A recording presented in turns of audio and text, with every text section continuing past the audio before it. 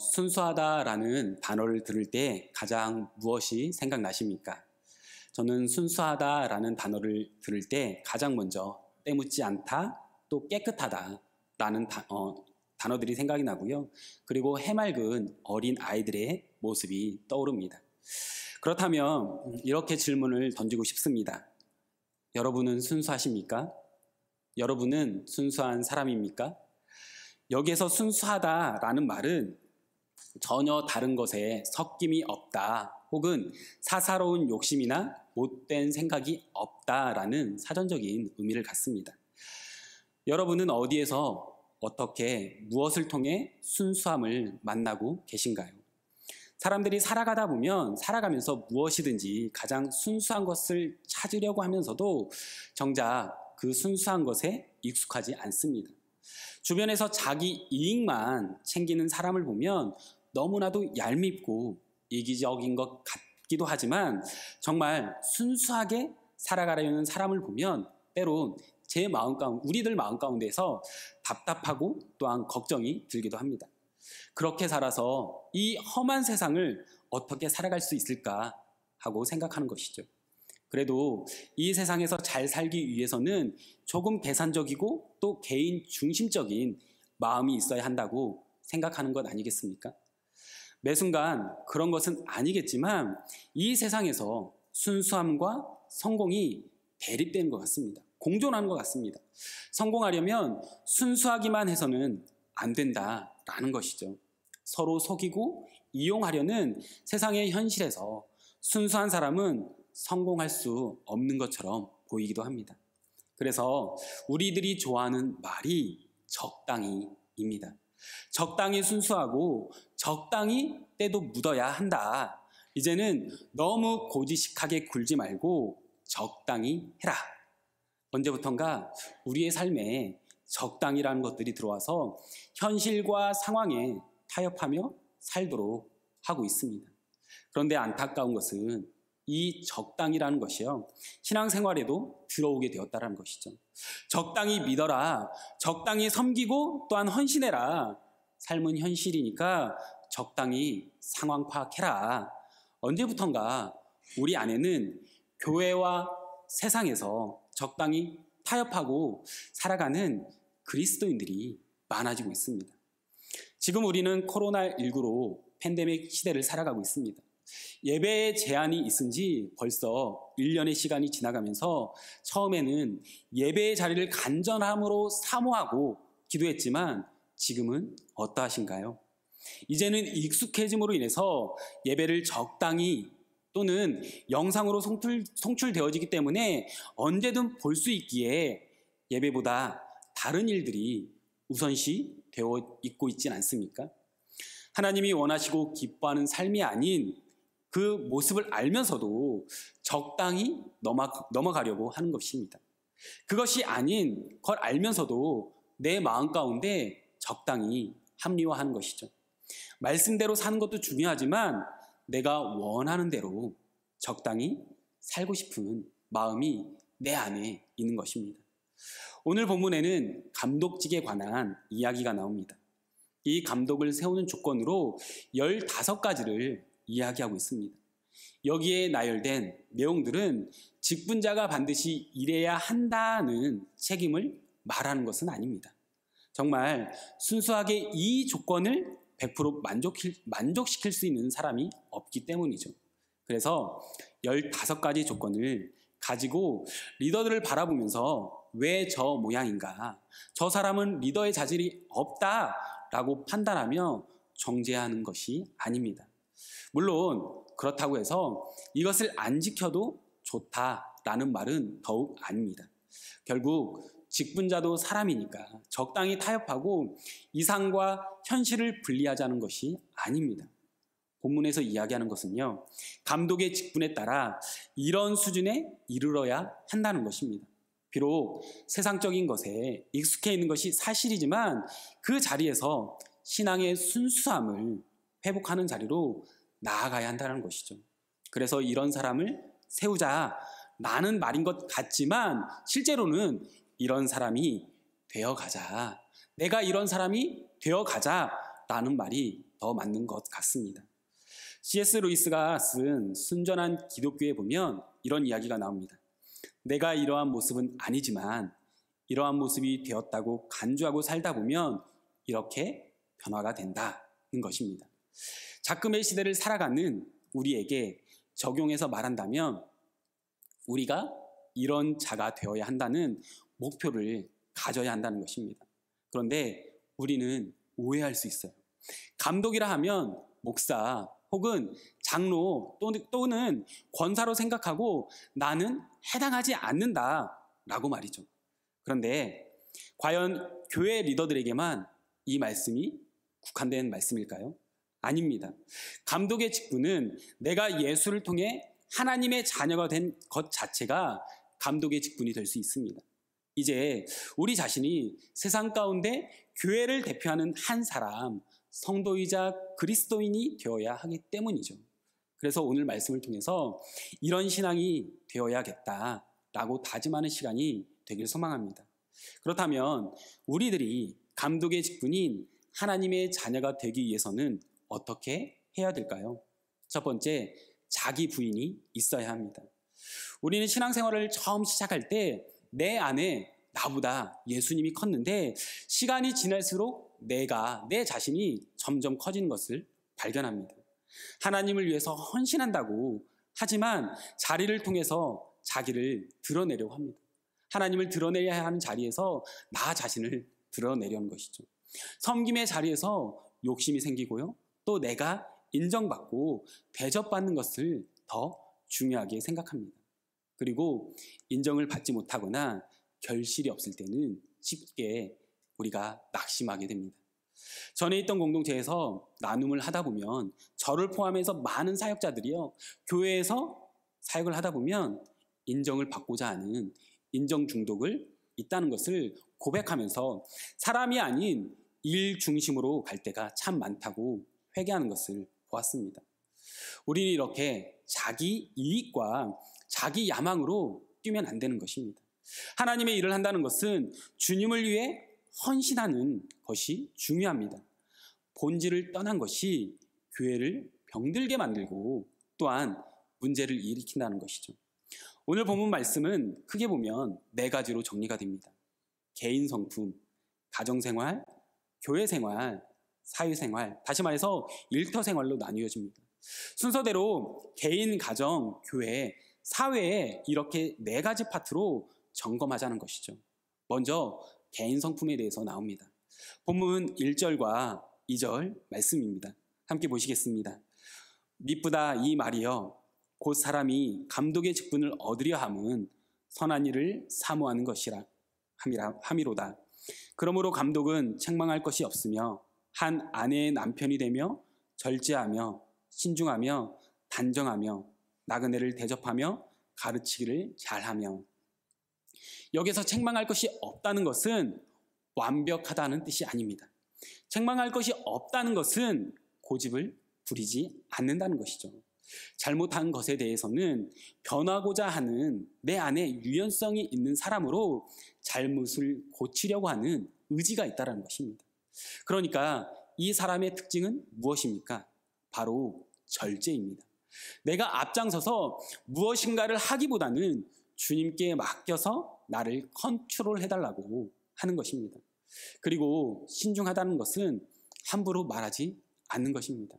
그래서 우리는 상황과 환경에 따라서 자신의 감정, 나의 감정을 함부로 쏟아내지 않아야 하는 것이죠.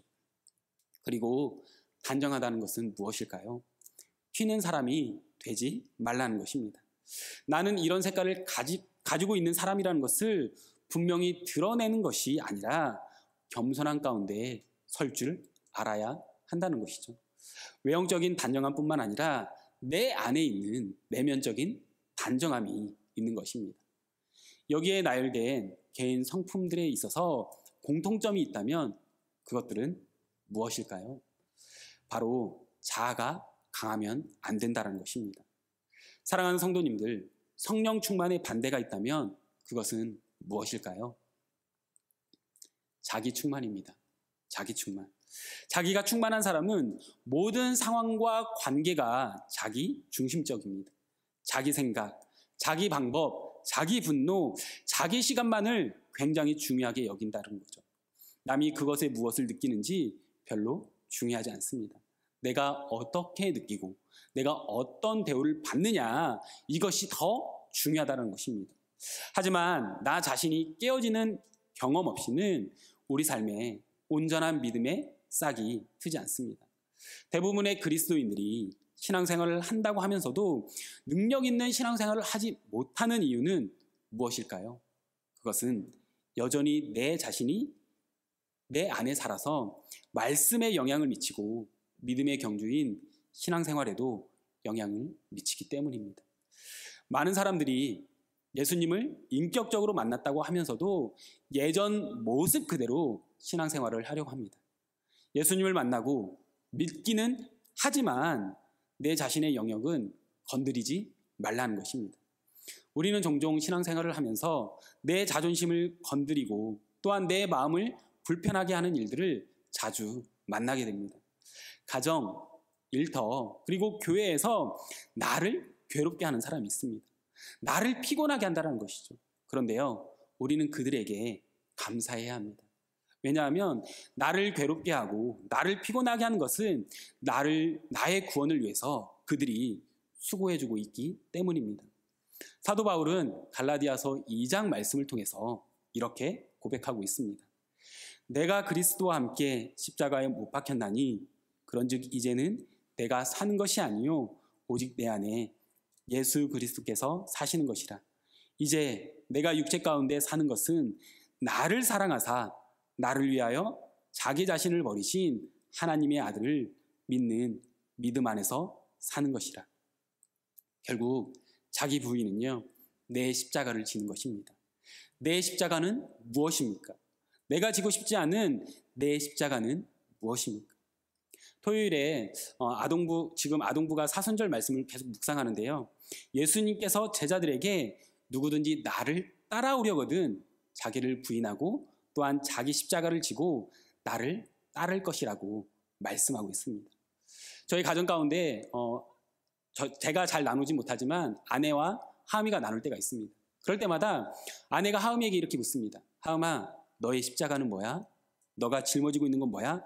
라고 이야기할 때마다 동생의 이름을 이야기해요. 지음이라고. 얼마나 힘들겠습니까? 자기도 사랑받고 싶고 자기도 놀고 싶고 함께 즐기고 싶은데 항상 어떠한 일 때문에 지음이가 먼저 우선이 되고 또 지음이가 혼나야 하는 상황 가운데에도 하미가 혼나기 때문에 어떻게 보면 그 모습 자체가 십자가가 될 수 있다는 것이죠. 그렇다면 저의 십자가는 무엇일까요? 지금 계속해서 저희가 교회 안에 담임 목사님의 공석의 자리가 저의 십자가인 것 같습니다. 말씀을 준비하고 또한 성도님들을 말씀 가운데 또한 목양하며 함께 나아가야 하는데 저의 연약함 가운데 그것을 제대로 할 수 없는 그것 자체가 저의 십자가이지 않을까 생각합니다. 우리의 자신이 죽는 것은요, 내 의지와 결단으로 되는 것이 아닙니다. 그렇기 때문에 교회 공동체가 필요하고요. 함께 매일 말씀을 묵상하고 또 내가 안 되는 것들을 내 모습을 다른 이들에게 공동체에서 나누고 서로 기도해야 합니다. 서로 십자가를 지고 갈 힘을 공급받아야 된다는 것이죠. 이렇게 예수님과의 인격적인 만남을 통해서 예수님께 붙잡힘 받는 저와 성도님들 되시기를 소망하며 주님의 이름으로 축복합니다. 두 번째, 우리들이 감독의 직분인 하나님의 자녀가 되기 위해서는 어떻게 해야 될까요? 연약함 가운데 성령의 능력으로 일어설 수 있어야 합니다. 본문 2절에서 7절까지의 말씀을 보면 우리의 가정, 교회, 그리고 사회에서, 일터에서 어떤 사람이 되어야 하는지 이야기하고 있습니다. 2절과 3절 말씀입니다. 함께 보시겠습니다. 나그네를 대접하며 가르치기를 잘하며 술을 즐기지 아니하며 구타하지 아니하며 오직 관용하며 다투지 아니하며 돈을 사랑하지 아니하며. 여기에서 나그네는 누구입니까? 구약 성경을 보면 어려운 자들을 세 가지로 분류했습니다. 과부, 고아, 그리고 나그네입니다. 나그네라는 것은 외국인 노동자가 될 수도 있고 삶의 근거가 약한 자들인 것이죠. 나그네를 대접하는 것은 인색하지 않고 궁일한 마음을 가진다는 것입니다. 지금의 과부는 법적 보호를 잘 받지 못하는 자들이죠. 또한 고아는 잘 보호받지 못하는 이들입니다. 그러니까 성경은 이런 사람들을 잘 돌보고 사랑해야 한다라고 우리에게 말씀하고 있는 것입니다. 가르치기를 잘하는 것은요, 노력이 있는 것입니다. 힘쓰고 애쓰는 과정을 통해서 세워가는 것이 필요합니다. 가르치기를 잘한다는 것은 상대방을 설득하지만 그들이 설득되어지고 또한 따라올 때까지 시간을 주는 것입니다. 그래서 상대방이 이해하고 납득할 때까지 기다리며 돕는 것이죠. 그런데 실제로 우리의 삶 가운데 이게 잘 되지 않습니다. 특히 남들에게는 잘 되지만 내 안에 있는, 우리 집에 있는 가족에게는 더 안 됩니다. 그래서 부부에게도 운전은 배우지 말라는 이야기가 있지 않습니까? 술을 즐기지 않는다는 것은 자신을 허비하지 않는다는 것입니다. 시간을 따라 물결 흘러가게 내버려 두지 않는 것입니다. 술에 사로잡히는 것 중독이지 않겠습니까? 다른 것이 그를 사로잡히는 자가 되어서는 안 된다는 것입니다. 성령 이외에 다른 것들에 사로잡히면 안 된다는 것이죠. 구타하지 않고 다투지 않는다는 것은 힘을 가지고 자기의 뜻을 관찰하려고 하지 않는다는 것입니다. 다른 사람의 연약함에 대해서 꼬투리를 잡지 않고요. 그것을 덮어주고 또한 싸매주려고 하는 것입니다. 돈을 사랑하지 않는다는 것은 하나님 앞에서 재력으로 하려는 것을 내려놓는 것입니다. 그것에 삶의 궁극적인 목표를 두거나 그것으로 힘 삼으며 살지 않는다라는 것을 이야기하는 것입니다. 그리고 바울은 교회와 사회, 일터에서 그러한 자가 되기 위해서 이전에 우선적으로 돌아보아야 할 것에 대해서 이야기합니다. 본문 5절에서 7절 말씀입니다. 사람이 자기 집을 다스릴 줄 알지 못하면 어찌 하나님의 교회를 돌보리요. 새로 입교한 자도 말지니 교만하여져서 마귀를 정죄하는 그 정죄에 빠질까 하며 또한 외인에게서도 선한 증거를 얻은 자라야 할지니 비방과 마귀의 올무에 빠질까 염려하라. 제가 한국에 있을 때 본 광고가 있습니다. 일터에서는 나이스하고 따뜻하지만 집에 돌아오면 동물의 탈을 쓰고 화내는 아버지의 모습을 대조적으로 보여주는 광고였습니다. 사회적으로는 뛰어나고 인정을 받지만 가정에서는 또 다른 모습으로 살아가는 것입니다. 어릴 적에 그런 경험을 하신 적이 있으십니까? 부모님이 교회 가셔서는 나이스한데 굉장히 따뜻하신데 교회 끝나고 집에 돌아오면 악마가 되는 경험이요. 저는 그런 경험이 몇 번 있었습니다. 아니, 많이 있었던 것 같습니다. 그런데 저 또한 지금 그러한 부모가 되지 않고 있나 돌아보게 됩니다. 새로 입교한 자가 안 된다는 것은 시간의 테스트가 필요하다는 것이죠. 아무리 은사가 뛰어나도 이것을 함부로 무시하면 안 된다는 것입니다. 시간의 연륜도 중요하다는 것입니다. 왜 신앙이 경력이 필요할까요? 처음 감격을 가지게 되면 믿기만 하면 다 되는 줄 압니다. 하지만 믿음이라는 것은 시작과 끝이 마라톤과 같은 믿음의 경주입니다. 처음의 감격과 결단으로 다 되는 것이 아니기에 믿음이 든든히 서 나가는 시간과 과정이 필요하다는 것입니다. 마지막으로 감독은 교회 밖의 사람들에게 좋은 평가를 받을 수 있는 사람이어야 한다고 말합니다. 즉, 예수 믿지 않는 사람에게 좋은 평가를 받으라는 것입니다. 개인의 성품에서 시작해서 타인과의 관계에서 갖추어야 할 종합적인 것들에 대해서 사도 바울은 이야기하고 있습니다. 정말 이대로 다 갖출 수 있는 사람이 있을까요? 우리 안에는 어떻게 그것이 가능할지에 대한 고민이 있습니다.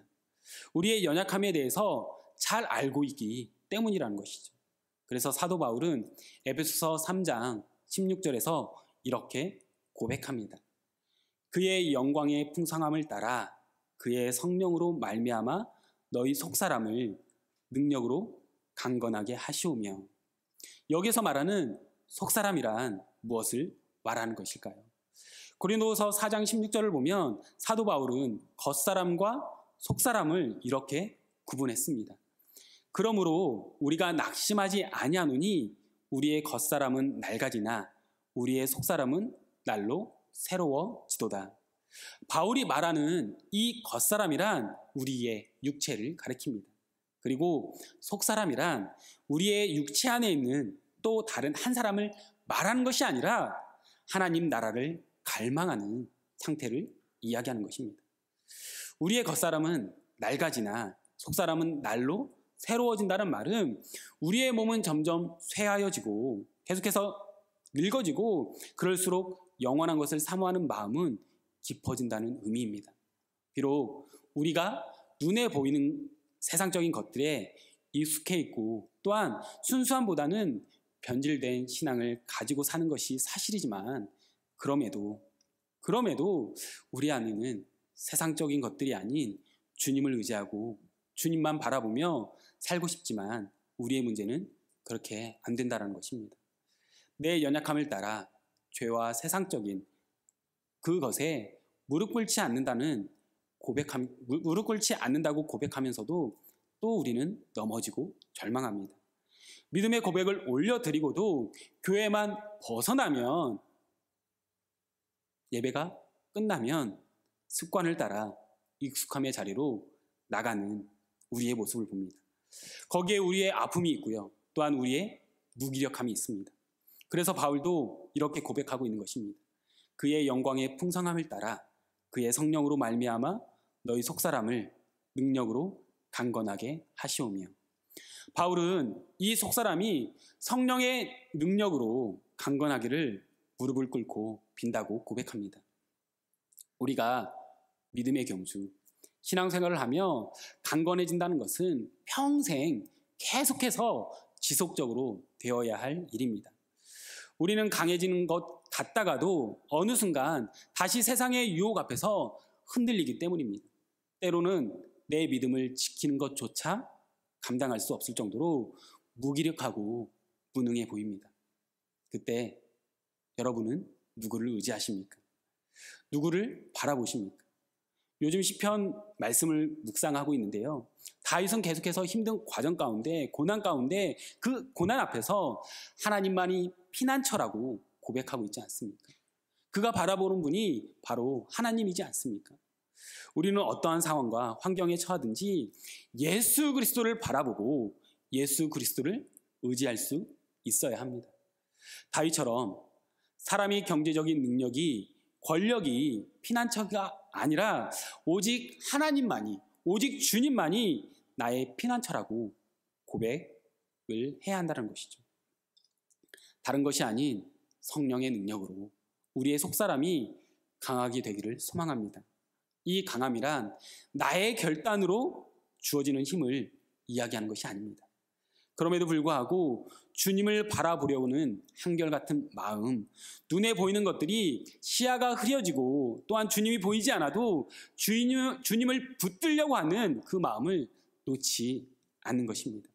그것이 우리가 가져야 할 강함이고 또 그 강건함이 우리의 평생의 일생의 기도 제목입니다.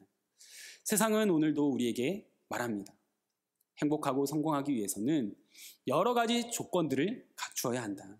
그리고 그러한 가치관이 교회에 들어와서 말합니다. 천국도 좋지만 이 땅에서 누리지 못하고 고생하면 무슨 소용이 있냐고. 천국의 삶도 누리고 이 땅에서 잘 살면 더 좋지 않냐고 말합니다. 세상적인 관점에서 보면 합리적이고 당연한 것 같은 말이지만 그러한 선택이 믿음의 본질, 그 본질을 흐리게 한다는 것입니다. 신앙의 순수성을 잃어가게 하는 것이죠. 우리에게 있어서 필요한 것은 여러 가지 조건들을 갖추는 것이 아닙니다. 여전히 변하지 않는 남편, 아내, 내 자녀, 내 상황들이 각자 있을 것입니다. 그러나 여전히 변하지 않는 그 상황과 조건 속에서 내 역할, 내 자리를 지켜야 한다는 것입니다. 그것이 변하지 않는다고 해서 그것을 버리는 것이 아니라 그것을 잘 지키고 나가야 한다는 것입니다. 무엇 때문에요? 주님을 사랑하기 때문입니다. 십자가를 붙잡고 복음 안에서 우리의 정체성을 지키고 순수성을 유지하는 것입니다. 그것은 예수님을 사랑하기 때문인 것이죠. 예수 그리스도의 은혜 안에서 그 순수성이 회복되어지고 지켜지는 그 구원의 은혜가 저와 성도님들 삶 가운데 있기를 소망하며 주님의 이름으로 축복합니다. 기도하겠습니다. 이 시간 말씀을 생각하며 우리 함께 기도하겠습니다. 오늘 본문 말씀은 사도 바울을 통해서 교회의 감독의 직분을 이야기합니다. 그런데요, 감독의 직분은 교회의 리더들에게만 국한되어지는 것이 아니라 이제는 우리가 교회 안에서 교회에 있는 모든 이들에게, 성도인 우리 모두에게 이야기하는 것입니다. 그 가운데 사도 바울을 통해서 가장 먼저 자기 부인이 있어야 한다라고 우리에게 말씀하고 있습니다. 우리 인생에 있어서 자기 부인을 가로막고 있는 것은 무엇입니까? 그리고 내가 져야 할 십자가는 무엇입니까? 매일 주님과 동행하기 원하고 기도하지만 여전히 자기가, 내 자신이 살아있어서 힘들 때가 있지 않습니까? 그리고 내 믿음을 지키는 것조차 감당할 수 없을 정도로 내 자신이 무기력하며 우울하고 무능해 보일 때 여러분은 누구를 의지하며 바라보십니까? 어떠한 상황과 환경에서도 주님을 바라보아야 하는 것이 바로 그리스도인입니다. 바로 우리입니다. 이 시간 다 함께 기도할 때 말씀을 통해 예수 그리스도의 온전한 연합을 통해 자기 부인을 하며 믿음의 경주를 달려가는 신앙인이 될 수 있도록, 또한 연약함 가운데 주님을 붙들려는 마음을 놓지 않고 주님을 의지함으로 다시금 살아가는 우리의 인생이 될 수 있도록 다 함께 기도하며 나아가겠습니다. 기도하겠습니다.